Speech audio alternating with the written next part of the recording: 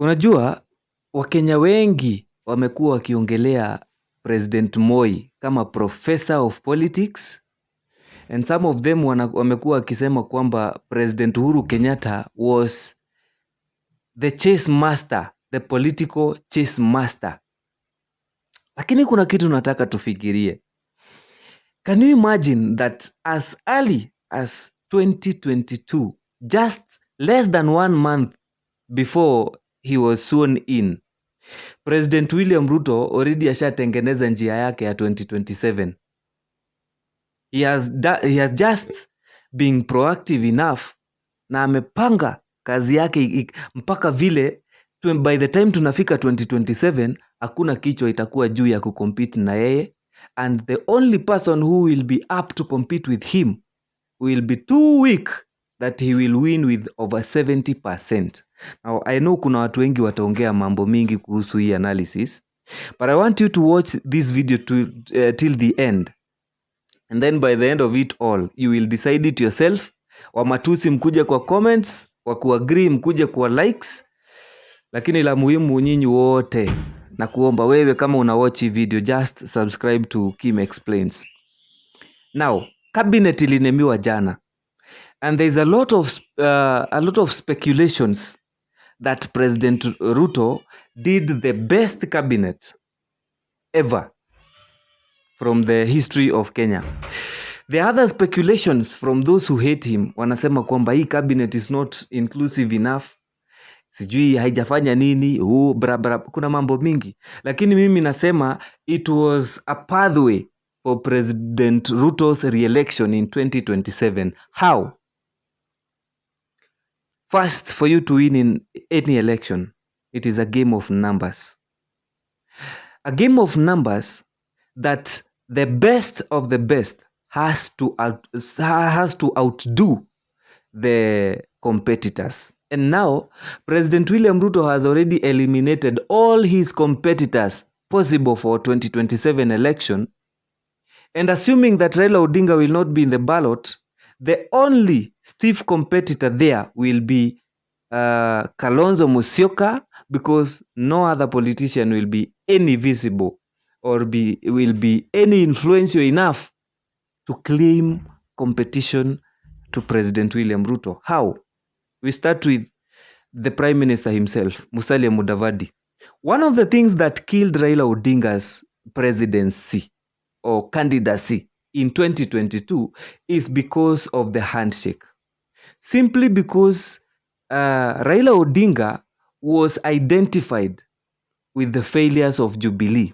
Because he was in the government, it was easy for President William Ruto to argue that he was not in the government, that he was withdrawn, he was chased away from the government, and Raila Odinga acted as the de facto deputy president. It is the same thing that Musalia Mudavadi has been dealt with. As the Prime Minister, the people will see Musalia Mudavadi as one of the heads of the government.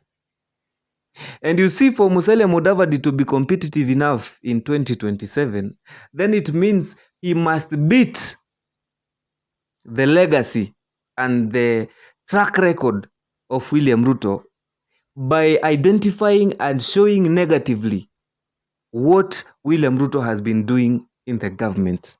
So he must criticize the government. How will Musalia Mudavadi criticize the government where he was the prime minister, where all the ministers were reporting to him? What is it that he ought to have done that he did not do, he wants to do after 2027? Failure to that, he has to overperform. He has to make sure that all ministries delivers to an extent that it shows that the government has worked and has indeed worked. And for him to be competitive enough, then President William Ruto ajiondoe kwa hiyo race. But as long as President William Ruto will be there in 2027, Musalia Mudavadi is as good as politically finished. The next competitor was Alfred Mutua. You see, the track record ya Alfred Mutua in Machakos County made Kenyans believe early 2017. Kenyans believed that from the way Alfred Mutua alikuwa amedevelop Machakos, angekuwa a competitor who would pose and possibly cause a rerun in 2022. However, by their own means, the handshake government, President Uhuru Kenyatta and Raila Odinga waliweza kumtoa wakamuingiza ndani ya serikali through Azimio, or else they frustrate him through the EACC. And good to him, alikuwa mjanja at the end, akajanjaruka akatoka Azimio akaingia Kenya Kwanza, they formed the government, and now he has been thrown to the forest.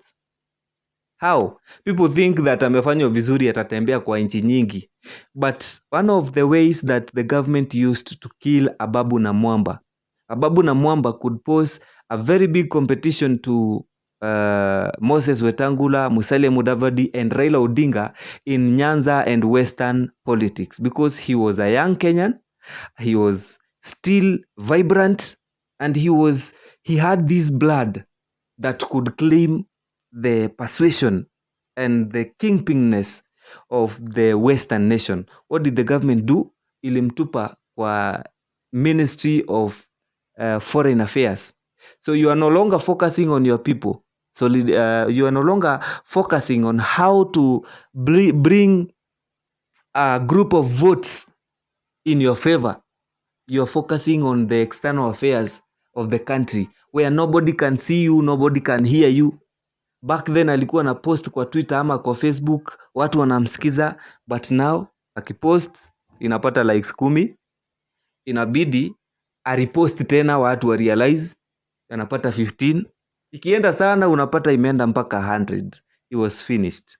So the same way ndio Ruto amedeal na Alfred Mutua, because akiwa huku anaweza claim ubabi wa Ukambani, ikabidi awekwe kwa Ministry of Foreign Affairs so that he focuses so much na politics za outside Kenya, not in Kenya. So there is no possibility that this guy can gain any influence in Ukambani. The only person mwenye atabaki in influential ni Kalonzo Musyoka. And this Kalonzo Musyoka, by the end of it all, he cannot influence the Luos, he cannot influence the northeastern, he can only influence the eastern part ya Ukambani. So he will not be that competitive in 2027 to President William Ruto. The other thing, alishika Mount Kenya. Look at Mount Kenya. People think that because there is a division between, because there is a prime minister and vice president, those powers are so different. But I would like you to go back to that MOU that they signed. The responsibilities of a prime minister and the responsibilities of the deputy president. They look almost the same, and the difference ni ndogo kuliko wembe, upana wa wembe. Si hapo mahali wembe huwa inakatia. Difference between prime minister and the deputy president, it is almost the same position. Only that the deputy president was elected with the president, he cannot be fired. But the prime minister is an appointee of the president. So whenever the president wishes, he can fire the prime minister. And you know, if the president fires you, utakufa kisiasa kama vile Mwangi Kionjodi alifanywa na Uhuru. Wakati alionekana nyota yake inaweza ng'aa, Uhuru alimfuta kutoka kwa ministry, akamtupa huko mpaka saa hii. He is just a mere MP, someone who was a minister and had a dream to become president. What is the fate of Rigathi Gachagua? All of you know it is simple like just kuinama na kuchukua kitu chini for William Ruto to beat Rigathi Gachagua and to declare him null and void. Because one, he has placed one of the fiercest and the most radical and vibrant politicians from Mount Kenya akawapatia important positions in the government where they cannot fight the government. Moses Kuria, minister, atafanya nini? Ndindi Nyoro ako hapa kwa makopa ya Ruto, so haezi pigana na serikali. Kimani Ichung'wah as well, mnajua yeye ni mmoja wa wale maafisa wakuu guarding the president. You cannot touch the president unless you pass through Kimani Ichung'wah. So Kimani Ichung'wah is a soldier of President William Ruto. So who is this that you can possibly look at and think that we can create in 5 years to pose a competition to President William Ruto in 2027? Because we obviously know that President William Ruto has to rule for 10 years. He's too young to retire. For 10 years, lazima ongoze. And so that cabinet, if I'm told to analyze and look at it, I think it was just the making of the way for the second term of President William Ruto. As long as you are in the government and you are in the cabinet, you cannot fight him. The only person who can fight William Ruto is Raila Odinga. And Raila Odinga will be succeeded by Kalonzo Musyoka. And if Kalonzo Musyoka does not agree with any Luo that in 2027 they will support him, then they will be divided.